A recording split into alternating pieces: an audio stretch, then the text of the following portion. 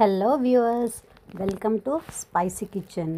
ఈరోజు మన కిచెన్లో సూపర్ టేస్టీగా ఉండే కాలీఫ్లవర్ ఫ్రై కర్రీ చేసేద్దామా రండి.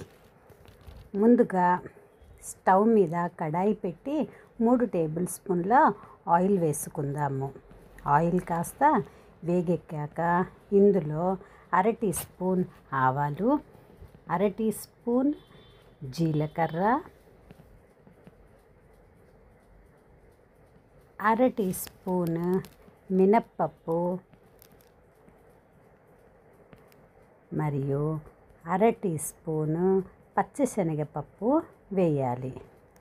వీటిని కాస్త వేపుకున్న తర్వాత ఇందులో 2 లేదా 3 పచ్చిమిరపకాయలను మధ్యలోకి నిలువునా చీల్చి, ఒక పచ్చిమిరపకాయలో 2 ముక్కలు అలా చేసుకొని వేసుకోవాలి.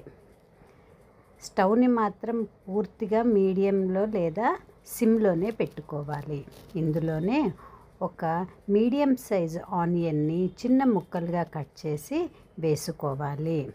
ఆనియన్స్ని 1 నిమిషం పాటు వేపుకోవాలి.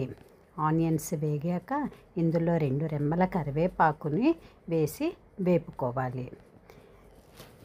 ఈ తాలింపు కాస్త వేగాక ఇందులోనే 1/2 టీ స్పూన్ అల్లం వెల్లుల్లి పేస్ట్ని కూడా వేసుకొని బాగా వేయించుకోవాలి.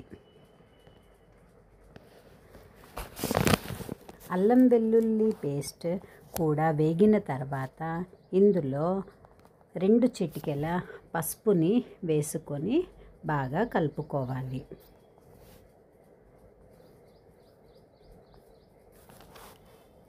కలుపుకున్న తర్వాత మనం ముందుగానే కడిగి కట్ చేసి పెట్టుకున్న కాలీఫ్లవర్ ముక్కలను వేయాలి. ఈ కాలీఫ్లవర్ కడిగినప్పుడు దానికి తడి ఉంటుంది కాబట్టి మనం ప్రత్యేకంగా ఇందులో వాటర్ వేయాల్సిన అవసరమే లేదు. కాలీఫ్లవర్ ముక్కల్ని బాగా కలుపుకున్నాక రుచికి సరిపడా ఉప్పుని కూడా వేసి బాగా కలుపుకోవాలి. నేను ఇక్కడ 1/2 స్పూన్ వరకు ఉప్పుని వేస్తున్నాను. మీ రుచికి తగ్గట్టుగా మీరు వేసుకోవచ్చు. ఉప్పుని వేసి బాగా కలిపిన తర్వాత స్టవ్ పూర్తిగా సిమ్లోనే ఉంచి మూత పెట్టి మినిమం 4 to 5 మినిట్స్ వరకు ముక్కల్ని బాగా మగ్గనివ్వాలి. 4 నిమిషాల తర్వాత మూత తీసి చూస్తే ముక్కలు ఇలా బాగా మగ్గిపోయి ఉంటాయన్నమాట. ఇప్పుడు ఇందులోనే 1/2 టీ స్పూన్ వరకు ధనియాల పొడిని వేసుకోవాలి. 1/2 టీ స్పూన్ వరకు కారంని కూడా వేసుకోవాలి. వేసుకొని బాగా కలుపుకొని మళ్ళీ మూత పెట్టి ఒక 2 నిమిషాల వరకు మగ్గనివ్వాలి.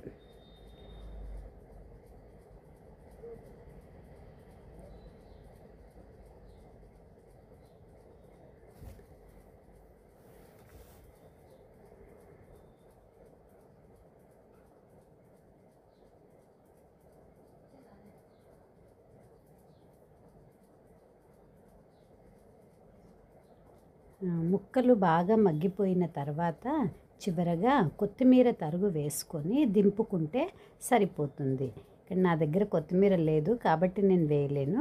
కాకపోతే మన దగ్గర ఉంటే కొత్తిమీర వేసుకుంటే రుచి ఇంకా ఫ్లేవర్ వేరుగా వస్తుంది. చాలా టేస్టీగా, సూపర్ టేస్టీగా ఉండే cauliflower fry curry ready. Thanks for watching.